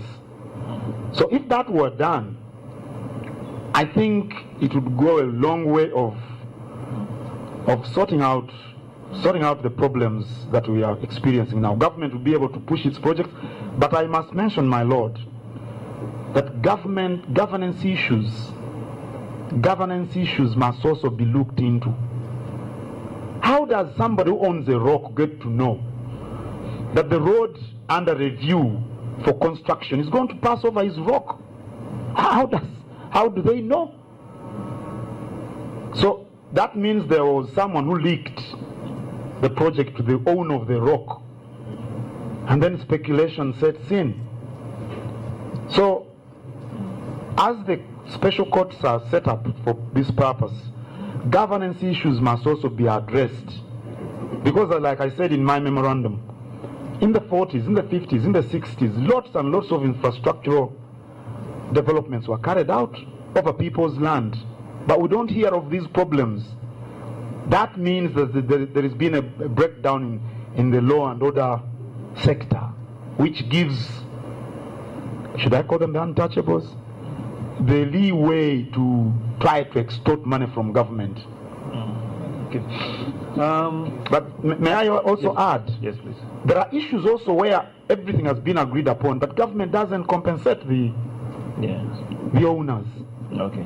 Those issues also, of course, rise the cost, because if I'm to be paid 100 million and I have not received it, despite there being no problem, the contractor is going to charge an interest for the plant he assembles and all these things, for the banker interests and all these things. So government should also expedite the payments once the actual values have been agreed upon by the parties. Right. You have a section of your paper that deals with the delayed return of expropriated land assets and other kingdom property. And you talk about the agreement of 2013, 1st August, between the government of Uganda and the Kabaka of Buganda, indicating actually that agreement was reached and that property was supposed to be returned. And my understanding is that this property has not been returned, or some of it has not been returned. And you seem to point the finger of blame at the Uganda Land Commission in particular, and district land boards, if I got you correctly.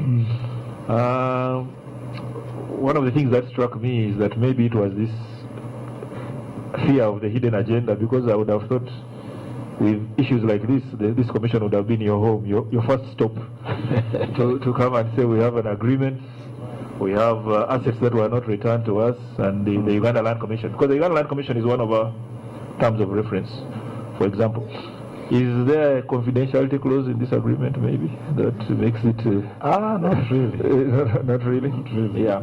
Well, I think many of the issues you raised there, multiple titling, and lawful conversion of Milo into freehold titles. For example, if Milo already exists, how it became, would have been of interest to the Commission at some point. So, well, because all along we were assured by the government agencies that they are going to sort these things out. And if you go to the Ministry of Lands or the ULC and they tell you they are going to sort this out, well, you hope they are going to do what they've promised you to do. That's why we brought it out now, upon realizing that it is 5 years since the agreement was signed. And it is, I think, now about 3 years since some of these titles were given to the land registry for vesting into the Kabaka, but they're not doing it. So it is not that there is land out there which has not been agreed to be returned. It is more like, even despite the agreement, land is not being returned. That's exactly the point. All right. Okay. We'll take note of that, and like I said, I think the Commission is here to serve all.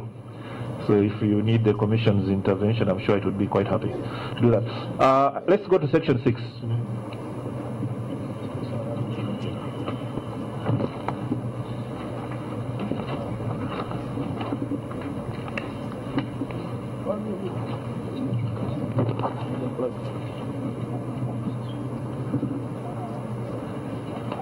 Yes, Section 6, what I really wanted you to you talk about the need of reforming land laws, in particular the Land Act.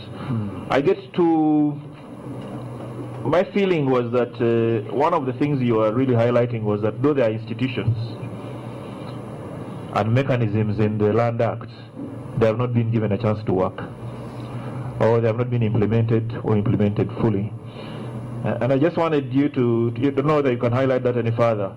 Do you think that if we fully implemented the Land Act, we could solve most of the current problems? If we implemented it properly and fully, that the Land Act as it is good enough to work out? Or do you think that the areas where, even if it worked as optimally as possible, there's still need for land reform? Let me ask my colleague here to elucidate that.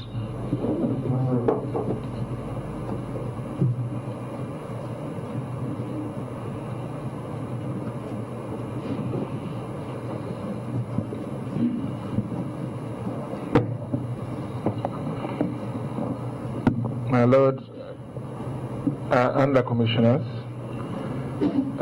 thank you for the opportunity. Lead Counsel, the question of the Land Act is central to the crisis that we have in this country as far as management, administration of land is concerned. And the attempt by government to amend the Act, as you know, it has been amended a couple of times, maybe 3 times, I think is an effort to improve or address certain aspects in the land sector. The Land Act in 1998 was formulated before a national land policy was put in place. And long after the Act has been in place, the government has attempted several times to come up with a national land policy. We believe that the national land policy should be the basis on which laws and so on are founded. In this case, it's the reverse. And that explains part of the problem. There's no doubt that there's a need for a fundamental reform of the Land Act.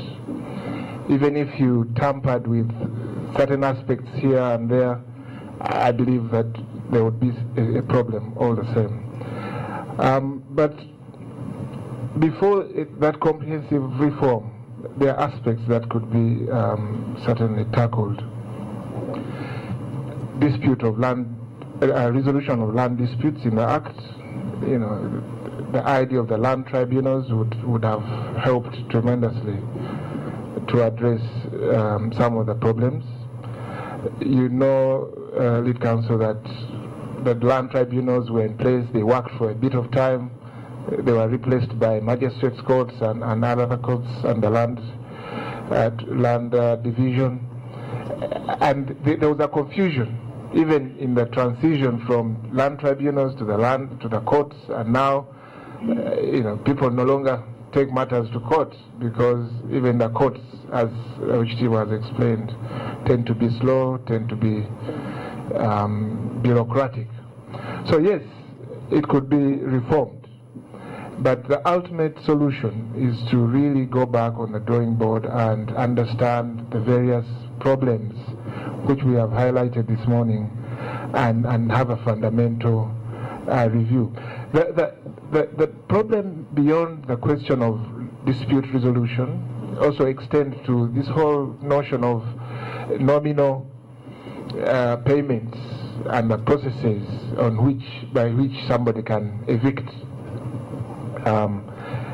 There's a confusion now between bona fide, occupants of land, lawful occupants of land, unlawful even. Somebody may be on land. They are neither bona fide, they are neither chibanja holders or lawful occupants. But because they have been on land, and it's not possible to ascertain whether they have been there for 12 years or less, even squatters these days claim to be bona fide. So the whole definition of who is lawfully entitled to stay on land and occupy land and so on requires review in our view. So in conclusion, I believe, my Lord, that there needs to be a holistic review of not only the Land Act, but all land-related legislation, including the Registration of Titles Act, the functioning of the land registry, how the different players in the public sector, the ministry responsible for environment, the ministry responsible for land, the ministry responsible for urban development and so on. There needs to be a reform that would coordinate and ensure that the multiple layers of authority which Katikkiro raised are harmonized. I don't know if that addresses your question. Yes. Well, it does. Maybe one of the things I wanted to know was whether there are certain immediate, for example, in terms of the current, you talked generally about the need for reform and review of the law, whether there are maybe institutions, for example, that we simply have neglected to appoint. We hear people like mediators. Why, for example, do we not have a single certificate of occupancy? Almost, I've hardly seen one, though we've been traversing certificates of ownership. Are there certain institutions that could, if we immediately try to put them in place, would create some change? Certainly. Certainly, starting with the land tribunals. This idea of certificate of occupancy and so on, that would help to some extent. It has some inherent problems, but it could help at least in identifying who is entitled to what, and ironing out the relationship between the landlord or the registered owner and the holder of the certificate of occupancy. The question of mediation, which you raised, is also one of those that could help. The land fund, I think we've talked about the land fund under section 41 quite extensively. It could immediately help with this whole evictions and so on. There's a section relating to spousal consent. For some of us who practice in the field of business and banking, we know that there are issues there. So yes, I mean, if you'd like us to send you a detailed yes, we're always happy to area of areas in which the Land Act can be immediately amended and immediately have results in improving the crisis, we could do that. Yes. I'm pretty sure the Commission would be very interested in hearing detailed proposals, because that's the idea of the Commission, to get out, to try and get solutions at the end of the day. At the end of the day, we can't just lament about problems. Sure. We must have solutions. Sure. There's this concept I just wanted to touch on. For example, when you talk about one of these, this idea of willing buyer, willing seller. Willing buyer, willing seller, which, for example, if you find it in a situation between customary occupant and the mailo landlord. To what extent can we take this willing buyer? Because willing buyer, willing seller, of course, means also negotiated price. And I sometimes wonder whether these are not the inherent things that make things unimplementable. Supposing willing buyer and willing seller was limited to the concept of, yes, I am willing to be compensated, or to sell my land, and yes, I am willing to buy land, but some mechanism where a price can be determined eventually if the negotiations fail. Otherwise, sometimes partly why the act seems to be difficult to implement is simple refuse or simple failure to reach agreement. Some occupant says, this landlord says he can sell, but his price is way too high. Or the landlord says, I'm willing to compensate, but the kind of money this person who says he has a chiwanja of 30 acres and so many this and that is impossible. So is there a way we could ameliorate willing buyer, willing seller? Yes. First of all, I hope you agree that the notion of willing buyer, willing seller is a fundamental constitutional, contractual concept. I agree that there could be complications because you may have unequal parties. On one hand, you have a powerful landlord, registered owner. On the other hand, you have a weaker occupant. But the idea of having mediators, the idea of having district land tribunals is all, I believe, was all intended to address this kind of impasse where there is a failure to agree on a value. And I think that if the mediators were in place and were closer to the communities, those difficulties will be resolved. Thank you. My land friend has a couple of questions. Thank you very much.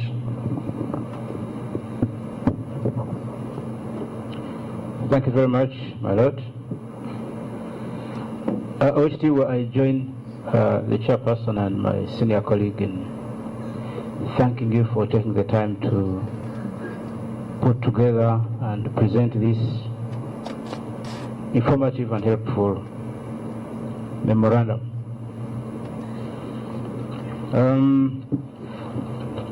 The first thing I'm going to say is just a comment. When I started reading your document, the first thing that struck me was what you have on page 3 and which you have talked about, the public concern that the commission was established to target land tenure in Buganda.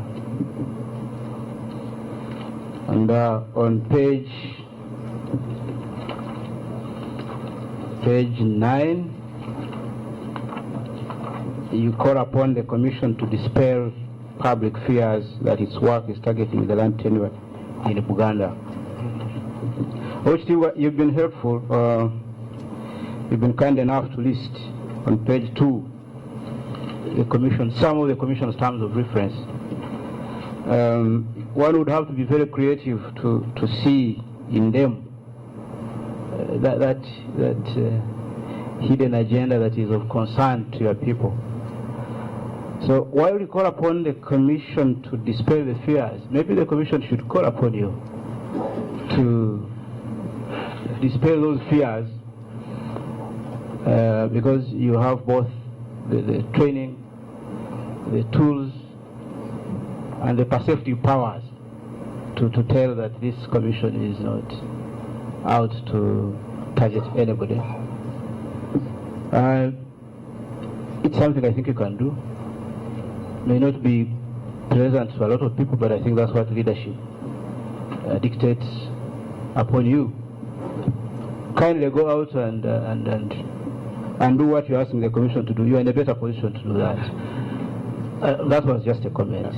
My Lord, perception is a very powerful instrument. People perceive things and eventually believe them. And one of the biggest challenges that leaders have is to disentangle people from their perceptions. If the parties that are seen to be creating that perception haven't made any movement at all, I don't know whether I make myself clear at all. Because you see, when people think, the ordinary person, when they hear, they want to abolish mailo. The ordinary man in Chebongo Toko and Cham Sansala, he wants me to mention Channa Mukaka. The ordinary person in those areas thinks that this commission was actually set up to grab Kabaka's land. That's the ordinary man. And me helping dispel that fear is actually my coming here.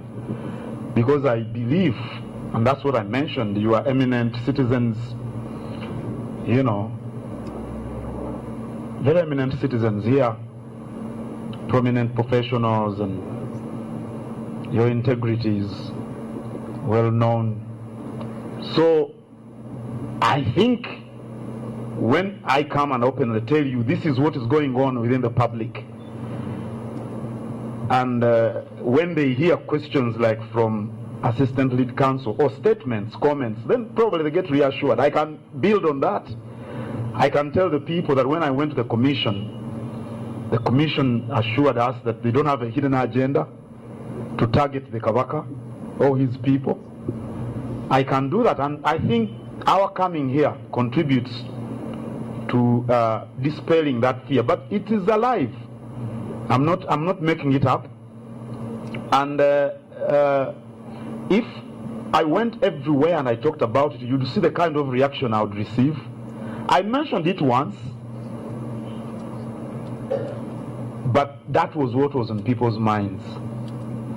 For as long as the commission works judiciously and it's fair and it assesses the recommendations as received, I'm sure the fear will go away.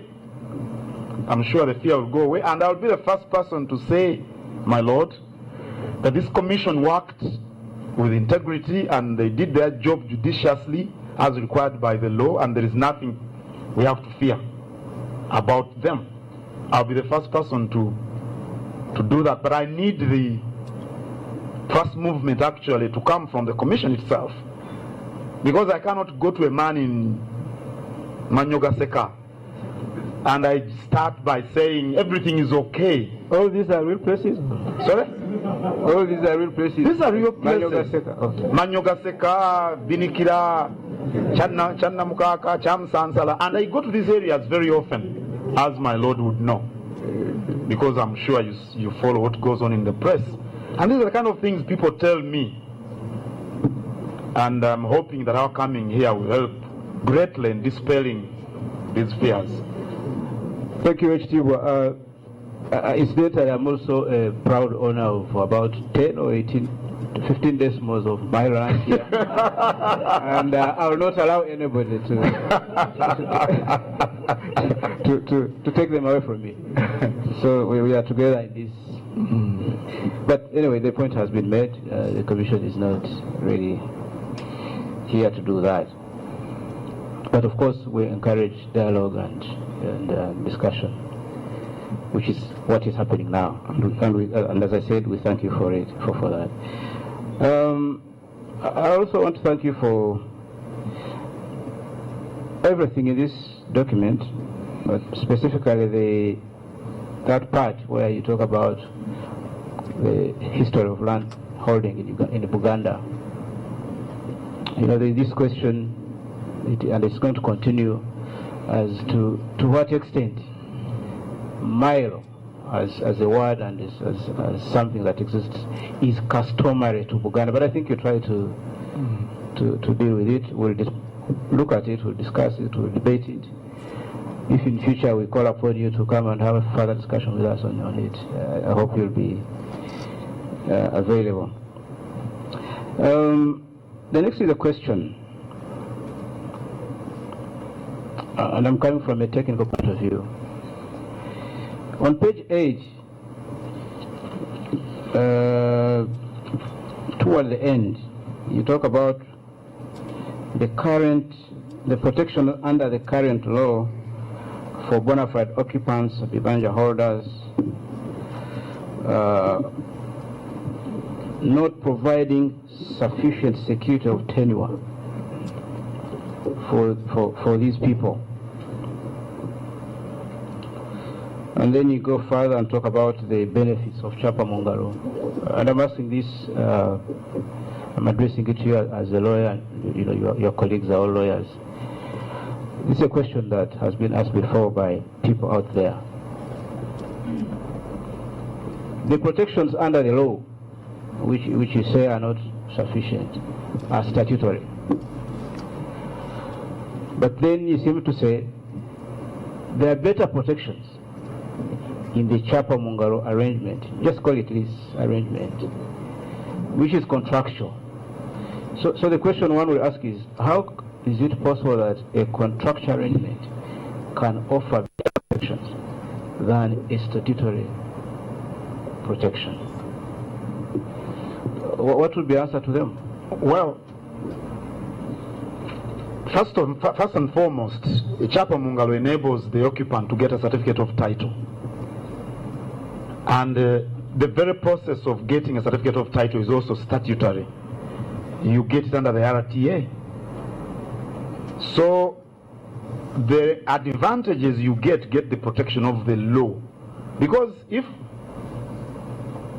someone, because the lead counsel asked about the size of a chibanja, it's a live debate. How do you determine how much chibanja you have when its boundaries are determined by mango trees or ant hills? But when you have a certificate of title under chibanja, a Chapa Mungaro, a survey of your chibanja is done, and it is certified by the survey office of the concerned land office. And then a certificate of title is issued in your names. So certainly, the registered owner ceases to interfere with your proprietary rights as far as you observe the terms of the lease agreement. So I think the advantages are pretty much there. He wants to add something.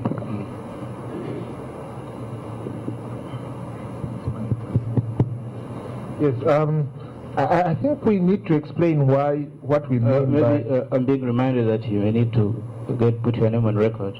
Yes, my name is Apollo Makubia, Deputy Katikkiro.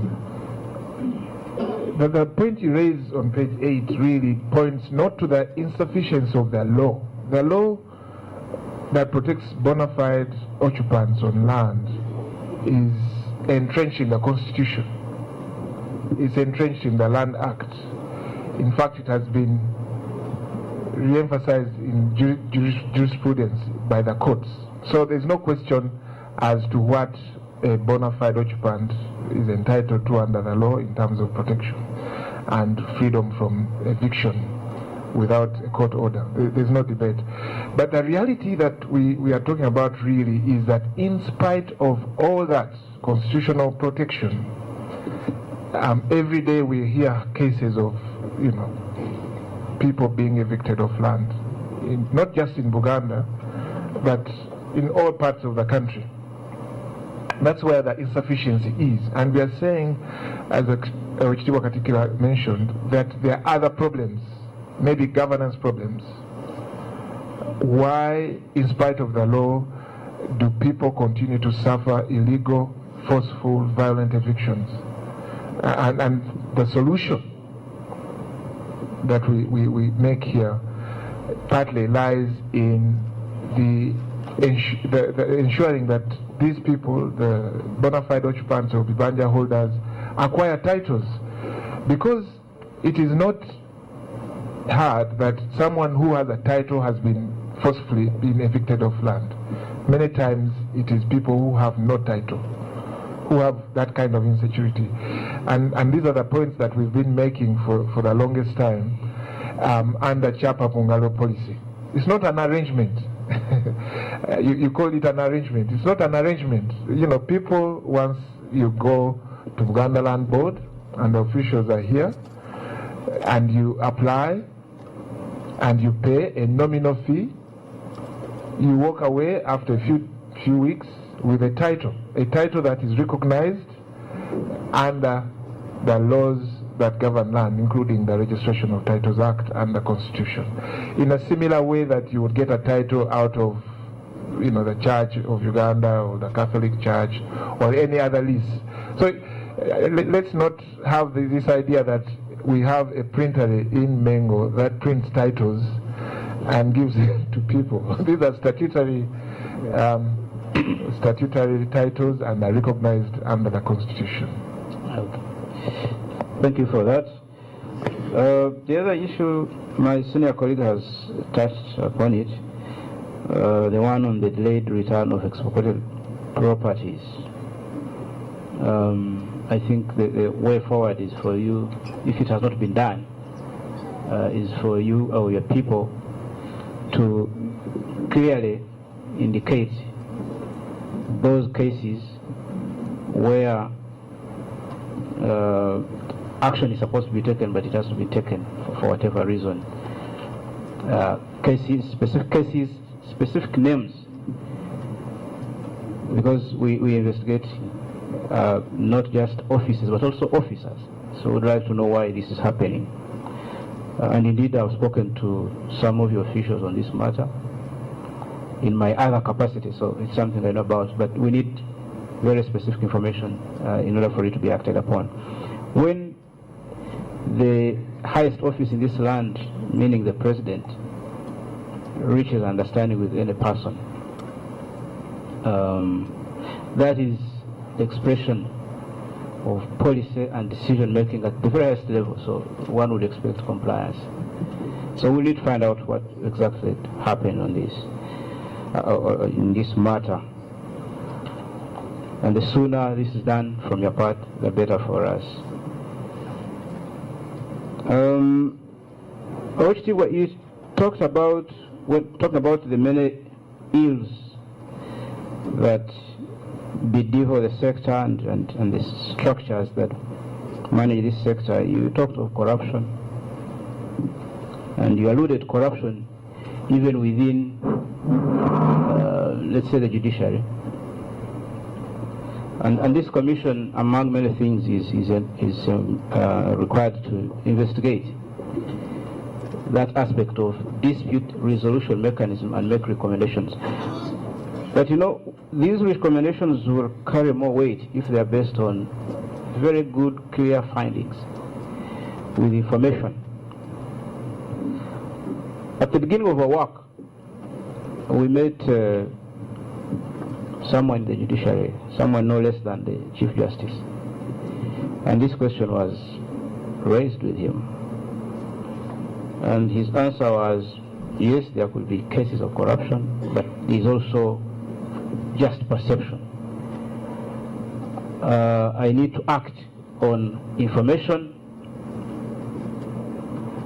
that is clear, unambiguous, and specific. So he said, these allegations are made, but what is the evidence? Now, before this commission can make a recommendation aimed at addressing that issue, we need data, we need information. So if you have anything that can be helpful in this regard, in order to address people out there, including the Chief Justice, said no, corruption is not a perception. In the judiciary, it's not a perception, but actually there's data, there are facts. This is information that we got from the witnesses that came before the commission. I think that would be helpful. Lastly, you on page 13 talk about,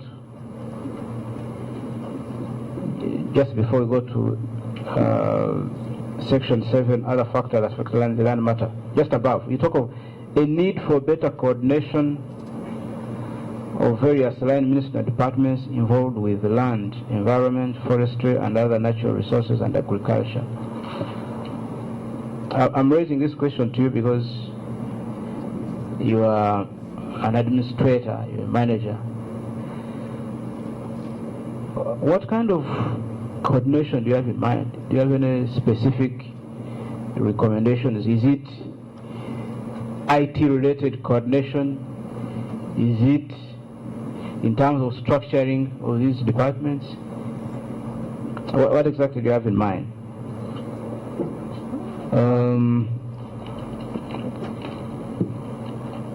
I think that's it. Let me start with this issue of corruption within the judiciary, which you say the Chief Justice said is a question of perception. Well, of course, corruption is a very difficult vice to deal with. I need to correct that. He did not say it is. He said it can be. It could be. It could be a question of perception. Be a question of perception. Yeah. Yeah, and I was saying that corruption is a difficult vice because the giver and the receiver will do everything to protect themselves. But I think the biggest challenge in the court is, and what fuels corruption, is the delay, first by the prosecution to adduce evidence. Because an ordinary person going before a judicial officer won't understand why it takes the investigators so long to gather the necessary evidence so that prosecution can go ahead. And the hangers-on, who are always in the corridors, start telling the litigants why or how much a judge or a magistrate needs money. And the registrars, the hangers-on, they're always in the corridors, on the verandas, and hovering all over the place. And because the case hasn't taken off, because the investigations maybe are not yet finalized, that is the first aspect which fuels corruption. The second aspect is the weakness of the judicial officers, who for all sorts of reasons can't hear a case and they dispose it off. Judicial officers will go to seminars for expeditious disposal of cases before they fail to dispose of those before them. Then they travel to Mbale Resort for some seminar on the expeditious disposal of cases. And the case doesn't get disposed, notwithstanding that the case was fixed before the judicial officer himself or herself with the parties present. How is it possible that the judicial officer didn't know that on that date they'll be going to Mbale for the expeditious disposal of cases? Now, when the cases don't get disposed of, the litigants get frustrated and the hangers on come around, not necessarily to take the money to the judicial officer. They lie to them that they're going to take the money to the judicial officers. But there are also situations when the judicial officers have been caught red-handed anyway. Many of them. So, with due respect to the Chief Justice, there is a magistrate who was caught with, I think in Nakaseke, a year ago, who demanded 100,000 before he could release someone on bail. And he was caught red-handed. It was in the New Vision and everywhere. So the cases are there where judicial officers have been caught in this web. But the system itself is the one which fuels the corruption. And that's what needs to be handled. That's why we recommend that in the land division, more judges should be allocated the land division. Because we also realize that the judges are few. The judicial officers are few. And the disputes are many. They are growing because the population is growing. I mean, how many cases can a judge handle in a month? All these are issues that need to be looked into if we are going to scale down the tendencies of corruption in the courts. Now, regarding coordination of ministries, I can use an example. When the Honorable Frederick Ruhindi was Attorney General, he wrote to ministries occupying our properties, advising them that an agreement has been reached between the kingdom and the government, and he gave them 3 options. If you're occupying kingdom property, either lease from them or take out, a tenants agreement or vacate. Those were the 3 options. And the coordination is needed because the agreement was in the docket of the Attorney General's chambers. But there is need for the Ministry of Local Government to know about the agreement because they are occupying our property. There is need for the Ministry of Internal Affairs and Defense and all of them to know that this agreement was reached with the President. That coordination is important because we will travel to let's say you go to Chivoga. Chivoga district is occupying properties owned by the kingdom, returned under the agreement. And the chief administrative officer says, I'm not aware of what you're talking about. You have an agreement with the government. You tell them you don't read even news. You didn't see the president signing the agreement with the Kabaka. Oh, I saw it in the papers, but I've never received the communication from my permanent secretary. For us, those are signs that there is no coordination between the different government ministries. I'm not so sure that there is, you mentioned IT connection. I don't know whether government ministries are connected by IT. I don't know whether they have a software that joins all the ministries. I don't know, it would be good, fortunately. I don't want to give evidence from the back. But that also is important. But also administrative coordination. There are incidences when you can see that it is not there. And then it is incumbent upon us to tell them that, look, this agreement was written, then we go to the PS. Then the PS says, is that so? I didn't know. I've just been posted in this ministry. Then we ask, don't you have files? Didn't you get a handover report? All these kind of things, we experience them. And it hampers, for example, as far as the implementation of the agreement is concerned, this hampers it a great, great deal. Lack of coordination between ministries. Okay. Thank you very much.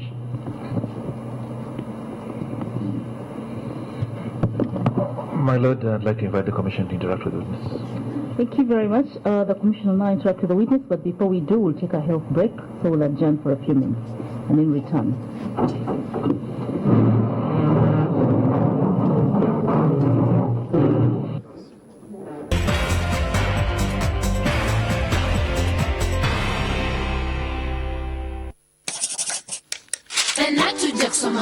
Basoma bulungi tubeera bulungi munaku ezo neeraliikirira mpulirawo bisifuna mirembe buli kimu nkisobyeko naye kinnemye okutegeera always on